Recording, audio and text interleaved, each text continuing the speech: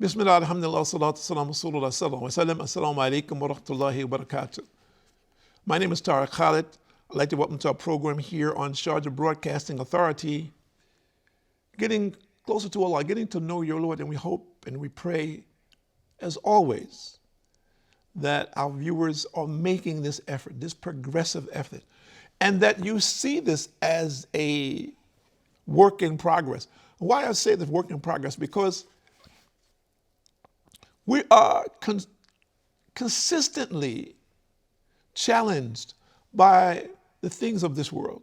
And first thing is our desires, the influence of other people, the society in which we live, the challenges that we face on a daily basis, and the influences of Satan and his associates. So if we look at all of these pieces, for lack of a better description, of the puzzle of the societies in which we live, wherever we may be in the world, staying on the path, it becomes challenging. And I meet people regularly who say, brother, my faith right now is a little low. Pray for me. I'm facing some challenges. I'm a little stressed out. I'm a little depressed. Of course, I believe in Allah, but my faith is a little weak right now, and these challenges are kind of beating me down. And we say, SubhanAllah, do we think that we are the first people? Or do we think that we're the only people? And I want to relate this, and I don't want to speak about any particular people, but I saw some statistics today,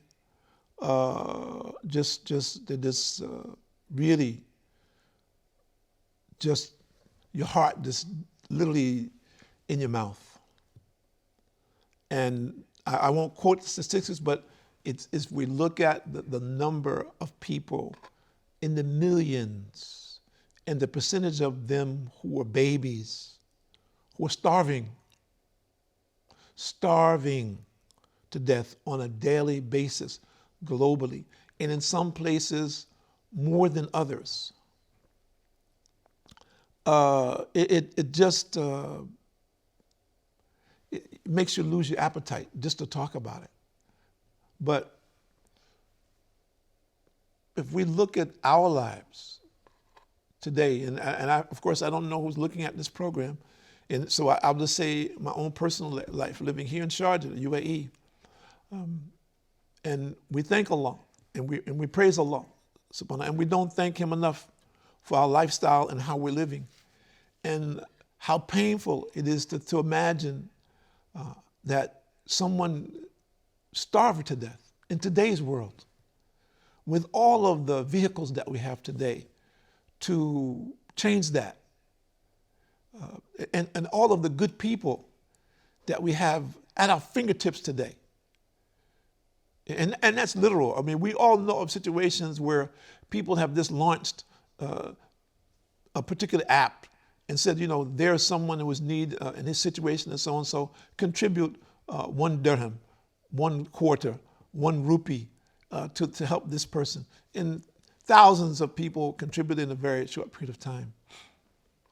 But to imagine that in today's world, when we have this kind of technology, where we're seeing in our society, if we go to the market, we see food from every place in the world. It's something that, today people are talking about New Zealand because of the situation that happened there recently. But we see kiwi, they call themselves the Kiwis in New Zealand, right? But we see kiwi from New Zealand here, as an example, as far away as New Zealand is from us. We can imagine that we have this capability to transport every kind of foodstuff, those things which are perishables, all over the world, and we have people starving. And how will we come before Allah? We say, Allahu Akbar. We say Allah is great, meaning that nothing, when we say this, that Nothing is great but Allah. We use the term great in relationship to men and other things, but only Allah is great. There's nothing else that is great. But how many of us have called on Allah and begged of Him to help these people, wherever they might be in the globe, help them overcome the condition that they're in? And how many of us were selfishly just concerned about our condition and the condition of our families? And I'm not saying that that should not be a priority. But just if you ever just look at the condition, if you just see, it's just so painful just to conceive of, to see a baby. Can you imagine, anyone who has children, can you imagine your child starving to death in front of your face? The baby is just crying and crying and crying, and you can see the baby is in pain, the pains of hunger, because the mother doesn't even have any milk in her breast. It's inconceivable. So I'm only saying this because we, the Muslims, are supposed to have the concern for all of creation, the most noblest of causes, that every soul becomes inspired by knowing who his Lord is, worshiping Him in the way that He has prescribed. And in this becomes the means of his salvation. If he doesn't have one drop of water to drink or one grain of rice to eat, that if he is steadfast in his faith, that he is one. The challenge for this, of course, this is easy to say. And it's easy for those of us who are not faced with this difficulty. But I ask everyone who's out there, and I'm saying to all of the Muslims, shouldn't we have this worry? Shouldn't we be concerned when my stomach is full that there's someone out there who doesn't have a grain of rice, sip of water, or someone who's never drank in his whole life a glass of clean water? Should we not worry about that? We will have to answer to Allah subhanahu wa ta'ala, because I had this and I knew that there were others who didn't have it, and I didn't at least even take the time out to see what I could do. If my condition was such that there was nothing physically that I could do, that I couldn't raise my hands and ask Allah, please Allah, help these people, guide them, guide their hearts to the truth that they can see the truth, help them overcome these difficulties, have mercy on them, grant them their needs. Could I not at least say this? And on the other side, let's take the other side of the coin, because I've met people like this also, who said, see, brother, you say you believe in the all-merciful God, the sustainer and creator of all things. Why has He allowed these people to be in this condition? There's the other side where people say this, and they use this as a means to confirm their disbelief. And we say to them that each man and woman has a test in his life. And his test will be of his faith. And Allah says in the Quran, more or less in the translation, do not think that you will call yourself Muslim, that you will not be tested. And Allah is talking about the believers here now. And you'll be tested of the things in which you love. Your health, your wealth, your family. So If the believers are being tested like this, then what about the non-believers? Would this, your condition, think about it, turn you away from the belief in God? Or should it turn you more to the belief in God? This is the test, isn't it? The child, the people says, well, look, these are poor children. They're innocent. Yes, without question. Allah created him. He doesn't know this. It's a test for their parents, test for their nation, their tribe, their community. The babe is innocent, without question. The babe, inshallah, will be among the children of paradise. The babe has no accountability. The question is the parent. Did the parent turn away from Allah because of the condition of the child? Or did the parent continue and beg Allah more? Did the parent not believe that this child would be a means for him to enter paradise because he confirmed his faith?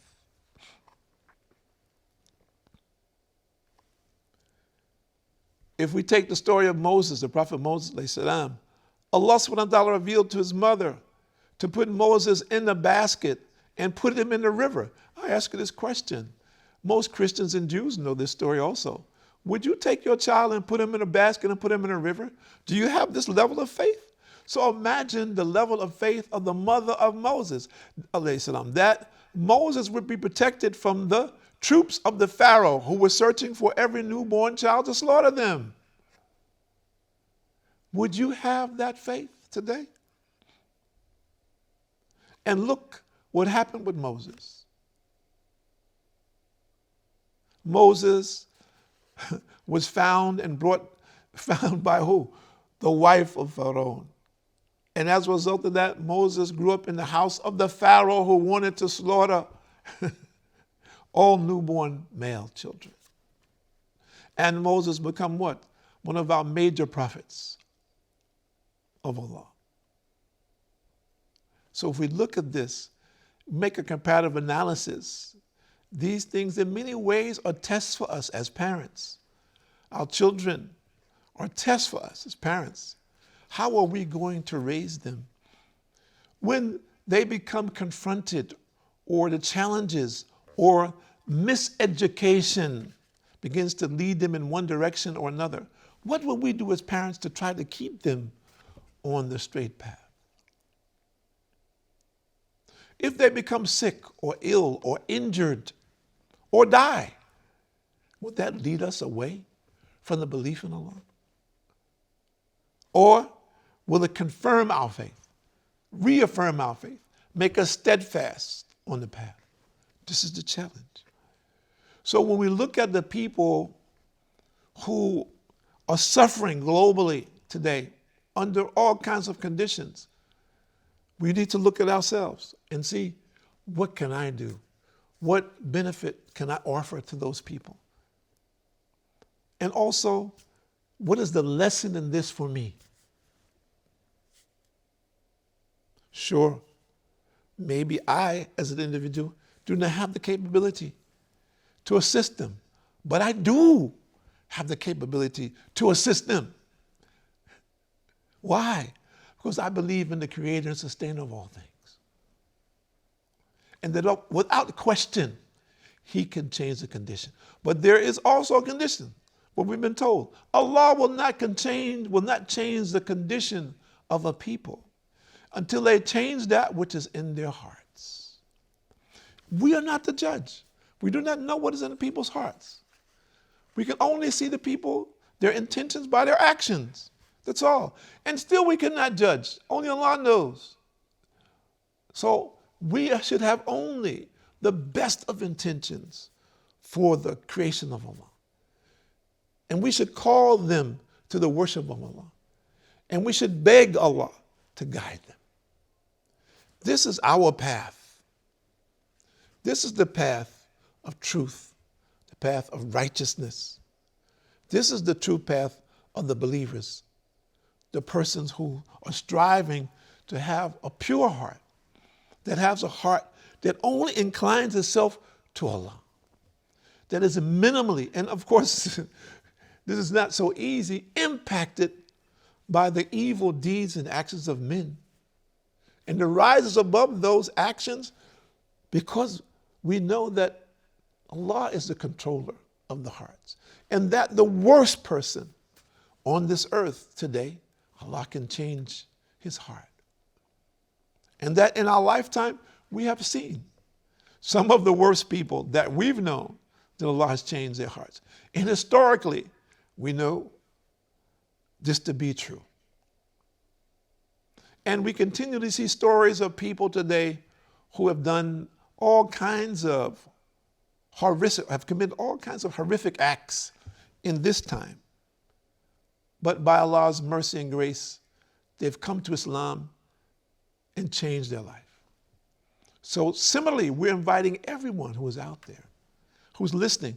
And if you're not a non-Muslim who's listening, but you have someone who is a non-Muslim who's listening, call them to Allah. Don't be afraid. Don't worry. Don't say, well, this man, he's a drunkard. This one's a drug addict. She's a prostitute. He's a liar. He's a cheat. He's a thief. His only chance is to turn to Allah. And we are not the judges. We don't know who Allah will guide. And we have seen this too many times. Too many times we're seeing people, the person you least thought will come into Islam and change his life. Allah changes his heart, and he becomes among the best of people of our time. So we must believe this and offer it to the people. Our worst enemy, the Prophet ﷺ went many times to his worst enemies to invite them to Islam, because he knew what their condition would be if they died without Islam. So similarly, we should remember this and go forth with full force and belief that Allah is the guide, Allah is the judge, not me. We'd like to thank you for watching us here in Sharjah TV, where it is by Allah's mercy and grace that we have been able to present these programs to you. And we hope and we pray that you'll come forth and join us on future programs. My name is Tariq Khalid. Assalamu alaikum wa rahmatullahi wa barakatuh.